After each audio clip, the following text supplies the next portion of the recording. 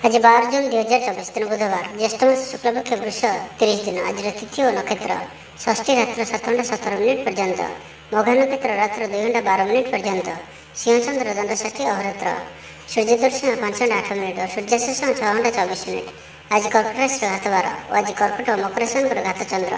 आज शुभ बेला दिवा 7:47 ठारू दिवा 9:34 पर्यंत, दिवा 2:52 ठारू अपराह्न 5:31 पर्यंत, रात्र 7:50 ठारू रात्र 9:16 पर्यंत।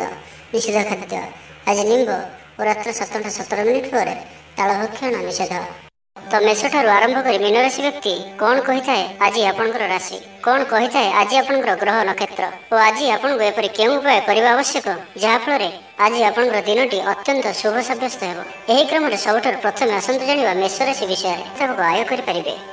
व्यापार को बढ़ाइबा पई विचार आसीबो। कौन सी गोटे नूतन आयपंथा खोलीजिब।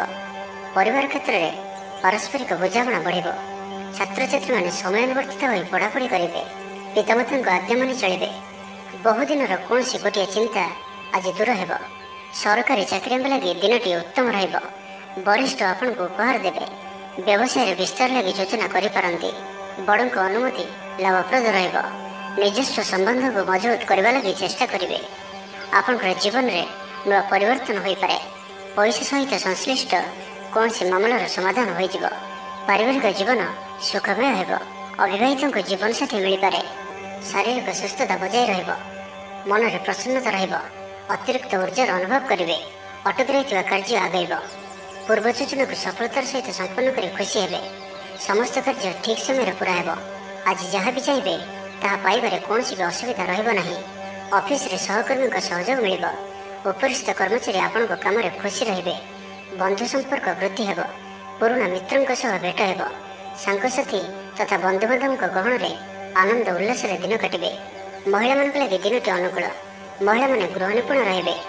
परिवार रे समस्त प्रियभाजन हेबे। दाम्पत्य जीवन सुखपूर्ण बीतब। पिता पुत्र मध्य संपर्क सुदृढ़ हेब। आर्थिक स्थिति मजबूत रहिब। दूरयात्रार जोग बनु अछि और ही यात्रा आपनकर सफल हेब। तेबे आज मातांकर स्वास्थ्य को नहीं आप चिंतार रही पारंती तो मातांकर स्वास्थ्यर जत्न नियंतु। बाकी प्रत्येक क्षेत्र भल रहिब। लव लाइफ में दिनटी भल। व्यापारी मान लगे दिनटी अनुकूल और शुभ रहिब। तो आज दिनटी को आप शुभमय करने आज आप काऊ कि कला कुकुर को निज खाद्यर किसी अंश खाइबा दिंतु। यह आपण शुभ साब्यस्त हेब। एवं वृष राशि विषय जानिबा। मुंडरे सामान्य भारीपण रहिब। पूर्व योजना त्रुटि देखादेव। छात्र छात्री मैंने खामखियाली स्वभाव हेबे। समय अपचय कर पश्चाताप करेंगे। व्यवसायी मान लगे दिनटी सेतेटा भल नुहे। कारोबार संकुचित हेब। चाकरी क्षेत्र में व्यक्ति आज सहकर्मी सह कथा समय सावधान रहतु। पारिवारिक अशांति मानसिक चिंता बढ़ाइब। मोहर बशवर्ती हो कौन कार्य आपण भूल साब्यस्त हेब। स्वास्थ्यगत सचेतनतार आवश्यकता रही कारण किसी छोट मोट स्वास्थ्यजनित समस्या देखा दे पारे। आज कौन भी निवेश आपण ठीक नुहे। शारीरिक क्लेश अनुभव करेंगे। मन में विषन्नता भाव आसब। कर्मक्षेत्र में प्रतिकूल परिस्थिति गति कर। आय तुलन में व्यय वृद्धि पाइब। परिवार में विशृंखला देखादेव। ऋण परिशोध रोग औषध किणवा कि शत्रु द्वारा कर समस्या खर्चांत हेबे। आज जो भी कार्य हाथ को ने प्रत्येकटी कार्य विलंबित समय संपन्न हेब। आपणकर सम्मान में आंच आसपे से आज आप संपूर्ण रूपे कुसंग और खराब मित्र मान दूरे रुहतु ना तो अकारण विपद में पड़ पारती। कौन सी बड़ धरण निर्णय व निष्पत्ति आज नियंतु नहीं। बड़ धरण निवेश आज दिन में आपण ठीक नुहे। मर्यादा हानि आशंका रही से आज आप कुसंग दूरे रुहतु ना तो विपद में पड़ पारती। लव लाइफ दिनटी भल नुहे। द्वंद्व में पड़ कार्य करेंगे। पाख पड़ोसी शत्रुता पर व्यवहार करेंगे।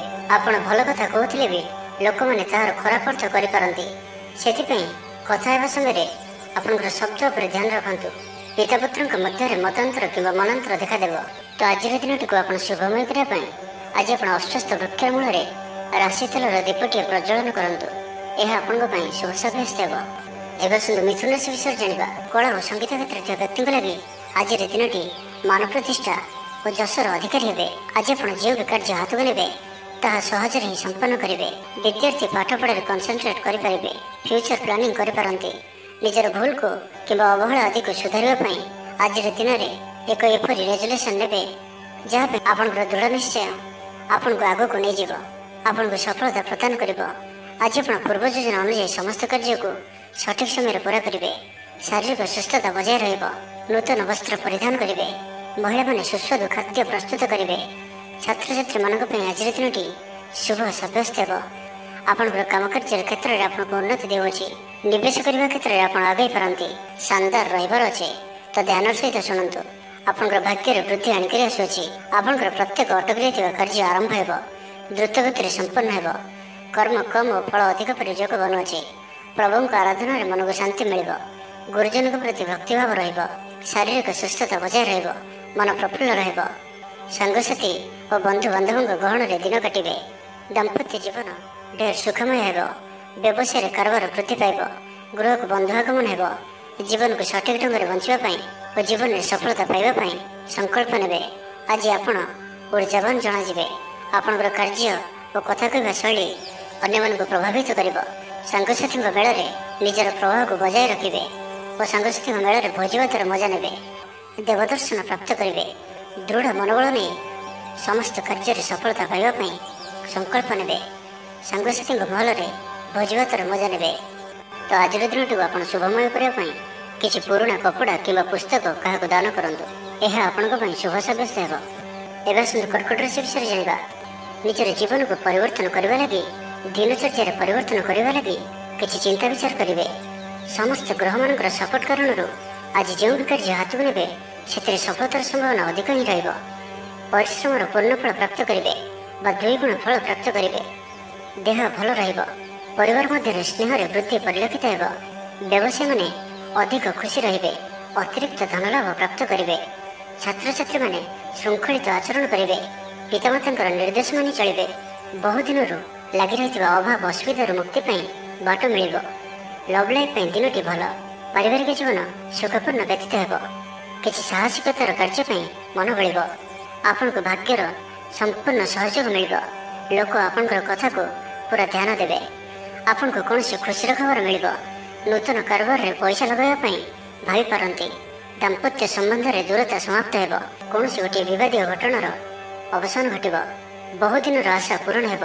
କୌଣସି ଗୋଟିଏ ହଜିଯାଇଥିବା ଦ୍ରବ୍ୟର ସନ୍ଧାନ ପାଇବେ। ମହିଳାମାନେ କର୍ମକ୍ଷେତ୍ରରେ ଉଚ୍ଚ ପ୍ରଶଂସାର ଅଧିକାରୀ ହେବେ। ମହିଳାମାନଙ୍କ ପାଇଁ ଆଜିର ଦିନଟି ଅତ୍ୟନ୍ତ ଶୁଭଫଳଦାୟକ ରହିବ। ପ୍ରତ୍ୟେକଟି କାର୍ଯ୍ୟରେ ସମସ୍ତଙ୍କର ପ୍ରିୟ ପାଲଟିଯିବେ। ପରିବାରରେ ସମସ୍ତଙ୍କର ପ୍ରିୟଭାଜନ ହେବେ। ଚାକିରି କ୍ଷେତ୍ରରେ ଥିବା ବ୍ୟକ୍ତି ଉଚ୍ଚ ଅଧିକାରୀଙ୍କ ନିକଟତର ହେବେ ଓ ଏହା ଏମାନଙ୍କ ପାଇଁ ଆଗକୁ ସୁପରିଣାମ ଆଣିକରି ଆସିବ। କୌଣସି ଗୋଟିଏ ପୂର୍ବ ଯୋଜନା ମନ ମୁତାବକ ସଫଳତା ଲାଭ କରିବ। ଆବଶ୍ୟକ ସହଯୋଗ ପାଇବେ। ଆର୍ଥିକ କ୍ଷେତ୍ରରେ ଉନ୍ନତି ଘଟିବ। ସାମାଜିକ କାର୍ଯ୍ୟ ପ୍ରତି ମନ ବଳିବ। ପର ପାଇଁ କାର୍ଯ୍ୟ କରିବାରେ ଆଗ୍ରହୀ ରହିବେ। ଭବିଷ୍ୟତ ପାଇଁ ଯୋଜନା ପ୍ରସ୍ତୁତ କରିବେ। ତ ଆଜିର ଦିନଟିକୁ ଆପଣ ଶୁଭମୟ କରିବା ପାଇଁ ଆଜି ଆପଣ ତୁଳସୀ ଚଉରା ମୂଳରେ ଶୁଦ୍ଧ ଘିଅର ଦୀପଟିଏ ଜାଳନ୍ତୁ। ଏହା ଆପଣଙ୍କ ପାଇଁ ଶୁଭ ସାବ୍ୟସ୍ତ ହେବ। ଏବେ ଆସନ୍ତୁ ସିଂହରାଶି ବିଷୟରେ ଜାଣିବା। ପରିବାରରେ ସମସ୍ତଙ୍କର ପ୍ରିୟଭାଜନ ହେବେ। ଦାମ୍ପତ୍ୟ ଜୀବନ ସୁଖପୂର୍ଣ୍ଣ ବିତିବ। ପିତାପୁତ୍ରଙ୍କ ମଧ୍ୟରେ ସମ୍ପର୍କ ସୁଦୃଢ଼ ହେବ। ଆର୍ଥିକ ସ୍ଥିତି ମଜବୁତ ରହିବ। ଦୂରଯାତ୍ରାର ଯୋଗ ବନୁଅଛି ଓ ଏହି ଯାତ୍ରା ଆପଣଙ୍କର ସଫଳ ହେବ। କ୍ୟାରିୟର ସଂକ୍ରାନ୍ତରେ କୌଣସି ବଡ଼ ସଫଳତା ପାଇବେ। ଭାଇ ଭାଇଙ୍କ ମଧ୍ୟରେ ସ୍ନେହରେ ବୃଦ୍ଧି ହେବ। ସମାଜରେ ଯଶ ଓ ସମ୍ମାନର ଅଧିକାରୀ ହେବେ। କବି ଓ ଲେଖକମାନଙ୍କ ପାଇଁ ଦିନଟି ଅତ୍ୟନ୍ତ ଅନୁକୂଳ। ଯେଉଁ କାର୍ଯ୍ୟ ହାତକୁ ନେବେ ସେଥିରେ ସଫଳ ରହିବେ। ଆର୍ଥିକ ସ୍ଥିତି ଆହୁରି ମଜବୁତ ହେବ। ଅଟକି ରହିଥିବା ଧନ ପାଖକୁ ଫେରି ଆସିବ। ପୂର୍ବ ଯୋଜନା ଫଳବତୀ ହେବ। ଅତିରିକ୍ତ ଉର୍ଜାର ଅନୁଭବ କରିବେ। ଦକ୍ଷତାର ଉପଯୋଗ କରିବେ। କୌଣସି କ୍ଷେତ୍ରରେ ସମ୍ମାନିତ ହେବାର ସୁଯୋଗ ପାଇବେ। ବାଟରେ ପୁରୁଣା ମିତ୍ରଙ୍କ ସହ ଭେଟ ହେବ, ଯାହା ମନରେ ପ୍ରସନ୍ନତା ଆଣିଦେବ। ସୁଖବର ପ୍ରାପ୍ତ କରିବେ। ବ୍ୟାପାରୀମାନଙ୍କ ଲାଗି ଦିନଟି ଲାଭପ୍ରଦ ରହିବ। ଲଭ୍ ଲାଇଫ୍ ପାଇଁ ଦିନଟି ଭଲ। ପାରିବାରିକ ଜୀବନରେ ଖୁସିର ଲହରୀ ରହିବ। ଛାତ୍ରଛାତ୍ରୀମାନେ ପଢ଼ାପଢ଼ି ପ୍ରତି ଅଧିକ ଧ୍ୟାନ ଦେବେ।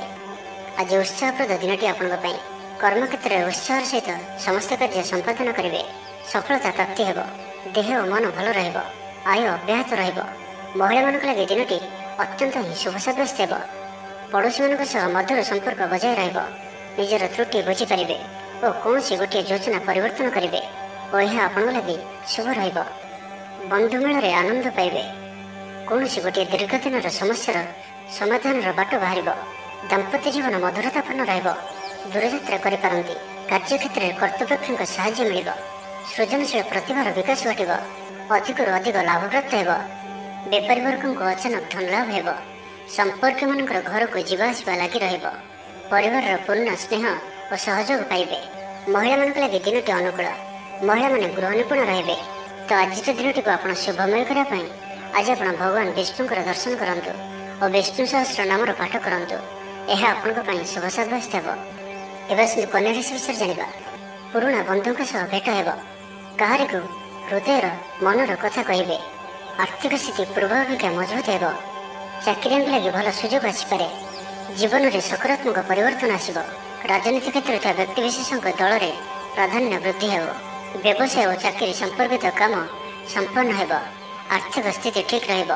ଲେଖକଙ୍କୁ ଆଜି ପୁରସ୍କାର ମିଳିପାରେ। ଜୀବନସାଥୀଙ୍କ ସହିତ ବାହାରକୁ ବୁଲିଯିବା ଲାଗି ଯୋଜନା କରିବେ। ପ୍ରଭୁଙ୍କ ପୂଜାର୍ଚ୍ଚନାରେ ଆତ୍ମସନ୍ତୋଷ ମିଳିବ। ଗୁରୁଜନଙ୍କ ପ୍ରତି ମନରେ ପ୍ରେମ ଭାବ ରହିବ। ଆପଣଙ୍କୁ କୌଣସି ସଂସ୍ଥାରେ ସମ୍ମାନିତ କରାଯାଇପାରେ। ଅଫିସରେ ସହକର୍ମୀଙ୍କ ପୁରା ସହଯୋଗ ପାଇବେ। ନିଜ ଉପରେ ବିଶ୍ୱାସ ରଖନ୍ତୁ। ଆପଣ ପ୍ରତିଟି କ୍ଷେତ୍ରରେ ସଫଳ ରହିବେ। କୌଣସି ଜରୁରୀ କାମ ଜୀବନସାଥୀଙ୍କର ପରାମର୍ଶ ନେଇ କରନ୍ତୁ। ଭଲ ଫଳାଫଳ ମିଳିବ। ସୁସମ୍ବାଦ ପାଇ ଖୁସି ହେବେ। ଶରୀର ସୁସ୍ଥ ଓ ମନ ପ୍ରସନ୍ନ ରହିବ। ପାରିବାରିକ ଜୀବନ ଆନନ୍ଦମୟ ରହିବ। ଚାକିରି କ୍ଷେତ୍ରରେ ସହକର୍ମୀଙ୍କ ସାହାଯ୍ୟ ସହଯୋଗ ପ୍ରାପ୍ତ କରିବେ। ଆୟରେ ସାମାନ୍ୟ ବୃଦ୍ଧି ହେବ। ପ୍ରିୟଜନଙ୍କଠାରୁ ଆଶାନୁରୂପ ଫଳପ୍ରାପ୍ତି ହେବ। ସ୍ୱାଦିଷ୍ଟ ଭୋଜନର ଯୋଗ ରହୁଅଛି। ଅପରାହ୍ନରେ ଭ୍ରମଣ ଓ ବନ୍ଧୁ ମିଳନର ଯୋଗ ରହୁଅଛି। ମାଲି ମୁକଦ୍ଦମାରେ ବିଜୟୀ ହେବେ। ସମସ୍ତଙ୍କର ପ୍ରିୟଭାଜନ ହେବେ। ଅଯାଚିତ ସାହାଯ୍ୟ ମିଳିବ। ଅଭାବ ଦୂରେଇ ଯିବ। ନିଜର ବୁଦ୍ଧି ପ୍ରୟୋଗରୁ ଲାଭବାନ ହେବେ। ପୂର୍ବ ଯୋଜନା ମୁତାବକ ପ୍ରତ୍ୟେକ କାର୍ଯ୍ୟକୁ ସଠିକ୍ ଭାବରେ ସମ୍ପାଦନ କରି ଖୁସି ହେବେ। ଦାମ୍ପତ୍ୟ ଜୀବନ ମଧୁରତାପୂର୍ଣ୍ଣ ରହିବ। ପୂର୍ବର ମତମତାନ୍ତର ଓ ମନାନ୍ତର ଦୂର ହେବ। କୌଣସି ଗୋଟିଏ ଶୁଭ ଖବର ପ୍ରାପ୍ତ କରିବେ। ଆଶା କରିଥିବା ଦିଗରୁ ଅର୍ଥପ୍ରାପ୍ତି ହେବ। ବ୍ୟାପାରୀମାନଙ୍କ ଲାଗି ଦିନଟି ଅନୁକୂଳ। ଆୟରେ ବୃଦ୍ଧି ପରିଲକ୍ଷିତ ହେବ। ଲଭ୍ ଲାଇଫ୍ ପାଇଁ ଦିନଟି ଭଲ। ଛାତ୍ରାବାସରେ ରହୁଥିବା ଛାତ୍ରମାନଙ୍କ ଲାଗି ଦିନଟି ଅତ୍ୟନ୍ତ ଶୁଭ ଓ ଅନୁକୂଳ ରହିବ। ଆଜି ଆପଣଙ୍କର ସ୍ୱଭାବ ଶାନ୍ତ ଓ ବ୍ୟବହାର ନିଷ୍ଠ ରହିବ। କୌଣସି ଗୋଟିଏ ଖାସ୍ କାମରେ ଅନୁଭବୀଙ୍କ ସାହାଯ୍ୟ ପାଇବେ। ତ ଆଜିର ଦିନଟିକୁ ଆପଣ ଶୁଭମୟ କରିବା ପାଇଁ ଆଜି ଆପଣ ଗାଈକୁ ପାଚିଲା କଦଳୀ, ଗୁଡ଼ ଓ ରୁଟି ଖାଇବାକୁ ଦିଅନ୍ତୁ। ଏହା ଆପଣଙ୍କ ପାଇଁ ଶୁଭ ସାବ୍ୟସ୍ତ ହେବ। ଏବେ ଆସନ୍ତୁ ତୁଳା ରାଶି ବିଷୟରେ ଜାଣିବା। ମହିଳାମାନେ ନୂତନ ଗୃହ ଉପକରଣ କ୍ରୟ କରିବେ। କୌଣସି ଗୋଟିଏ ଖାସ୍ କାମରେ ଅନୁଭବୀଙ୍କ ସାହାଯ୍ୟ ପାଇବେ। ପୁରୁଣା ବନ୍ଧୁଙ୍କ ସହ ଭେଟ ହେବ। କାହାରିକୁ ହୃଦୟର ମନର କଥା କହିବେ। ଆର୍ଥିକ ସ୍ଥିତି ପୂର୍ବ ଅପେକ୍ଷା ମଜବୁତ ହେବ। ଚାକିରିଆଙ୍କ ଲାଗି ଭଲ ସୁଯୋଗ ଆସିପାରେ।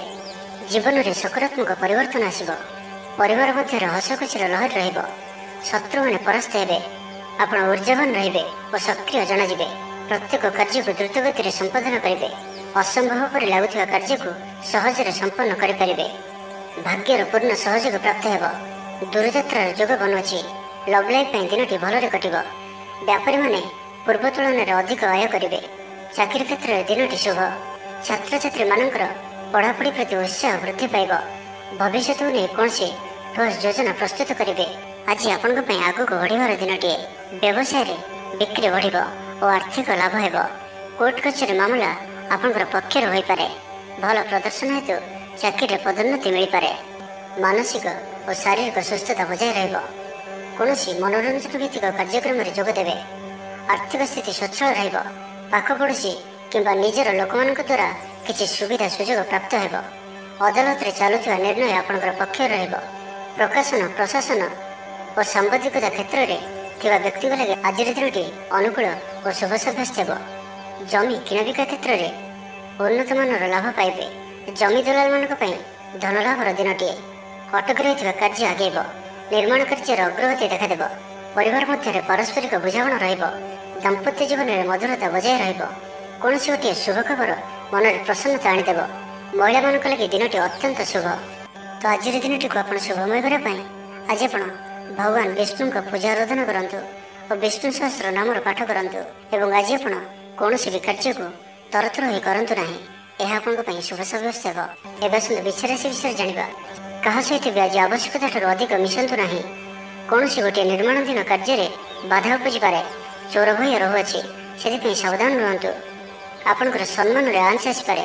ସେଥିପାଇଁ ଆଜି ଆପଣ ସମ୍ପୂର୍ଣ୍ଣ ରୂପେ କୁସଙ୍ଗ ଓ ଖରାପ ମିତ୍ରମାନଙ୍କଠାରୁ ଦୂରେଇ ରୁହନ୍ତୁ। ନାହିଁ ତ ଅକାରଣରେ ବିପଦରେ ପଡ଼ିପାରନ୍ତି।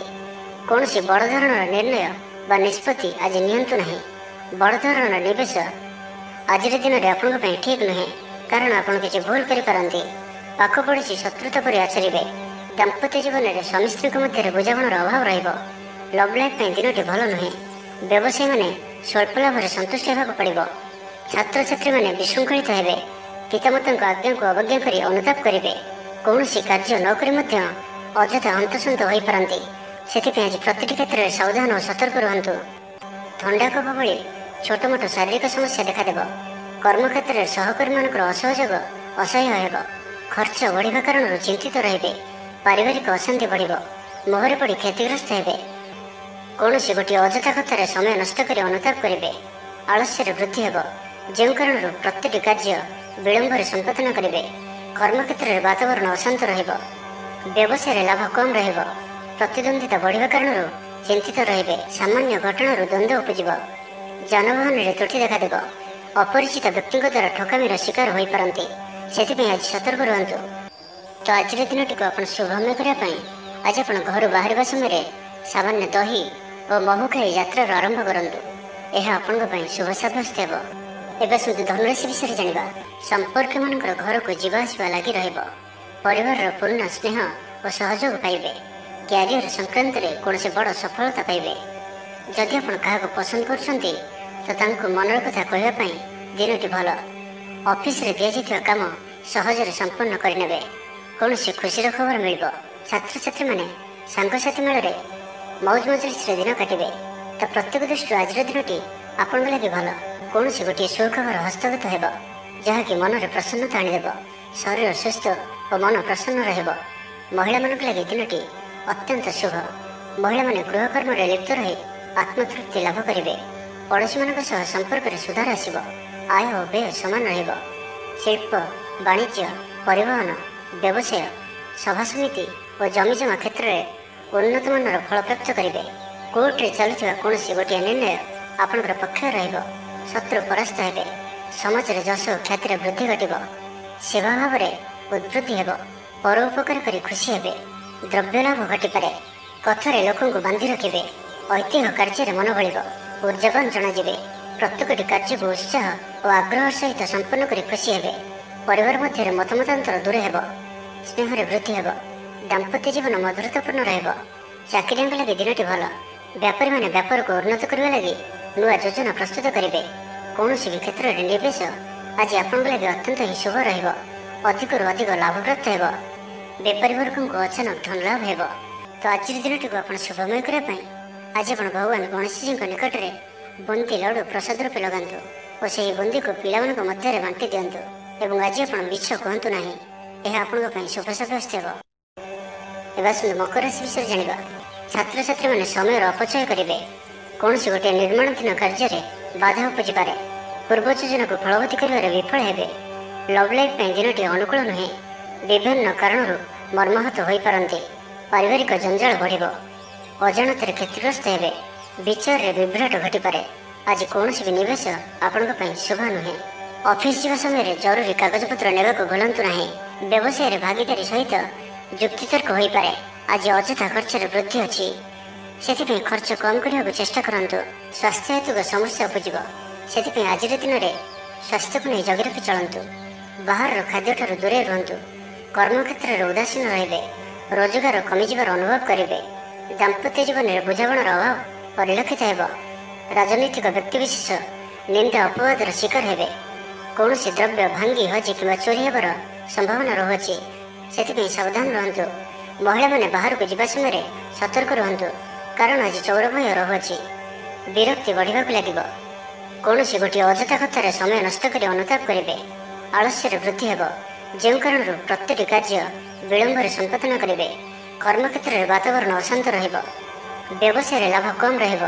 ପ୍ରତିଦ୍ୱନ୍ଦିତା ବଢ଼ିବା କାରଣରୁ ଚିନ୍ତିତ ରହିବେ। ଥଟ୍ଟା ପରିହାସର ପାତ୍ର ହୋଇପାରନ୍ତି। ଅକାରଣରେ କୌଣସି ବିବାଦ ମଧ୍ୟକୁ ଛନ୍ଦି ହୋଇପାରନ୍ତି। ତ ଆଜି ଆପଣ ସମ୍ପୂର୍ଣ୍ଣ ରୂପେ ଖରାପ ମିତ୍ର ଓ କୁସଙ୍ଗଠାରୁ ଏବଂ କୁ ଅଭ୍ୟାସଠାରୁ ସମ୍ପୂର୍ଣ୍ଣ ରୂପେ ଦୂରେଇ ରୁହନ୍ତୁ। ତ ଆଜିର ଦିନଟିକୁ ଆପଣ ଶୁଭମୟ କରିବା ପାଇଁ ଆଜି ଆପଣ ଗାଈକୁ ଘାସ କିମ୍ବା ଶାଗ ପିଢ଼ା ଖାଇବାକୁ ଦିଅନ୍ତୁ। ଏହା ଆପଣଙ୍କ ପାଇଁ ଶୁଭ ସାବ୍ୟସ୍ତ ହେବ। ଏବେ ଆସନ୍ତୁ କୁମ୍ଭ ରାଶି ବିଷୟରେ ଜାଣିବା। ଅକାରଣରେ କୌଣସି ବିବାଦ ମଧ୍ୟକୁ ଛନ୍ଦି ହୋଇପାରନ୍ତି। ତ ଆଜି ଆପଣ ସମ୍ପୂର୍ଣ୍ଣ ରୂପେ ଖରାପ ମିତ୍ର ଓ କୁସଙ୍ଗଠାରୁ ଏବଂ କୁ ଅଭ୍ୟାସଠାରୁ ସମ୍ପୂର୍ଣ୍ଣ ରୂପେ ଦୂରେଇ ରୁହନ୍ତୁ। ସ୍ୱାସ୍ଥ୍ୟଗତ ସଚେତନତାର ଆବଶ୍ୟକତା ରହିଛି। କିଛି ଛୋଟମୋଟ ଶାରୀରିକ ସମସ୍ୟା ଦେଖାଦେଇପାରେ। ସେଥିପାଇଁ ଆଜି ଆପଣ ଯେତେ ବି ଛୋଟିଆ ରୋଗଟିଏ ହୋଇଥିଲେ ମଧ୍ୟ ଆପଣ ତାହାର ଅବହେଳା କରନ୍ତୁ ନାହିଁ। ଡାକ୍ତର ପରାମର୍ଶ କରନ୍ତୁ ଓ ଚିକିତ୍ସା କରନ୍ତୁ। ନିଜ ପ୍ରତି ଅବହେଳା କରନ୍ତୁ ନାହିଁ ଓ ଆଜି ବାହାରର ଖାଦ୍ୟପଦାର୍ଥଠାରୁ ଦୂରେଇ ରୁହନ୍ତୁ। କାହାର ଉପକାର କରି ଧୋକା ପାଇବେ, କର୍ମକ୍ଷେତ୍ରରେ ଧନ୍ଦୀ ହେବେ, ଚୌରଭୟ ରୋଗ ଅଛି।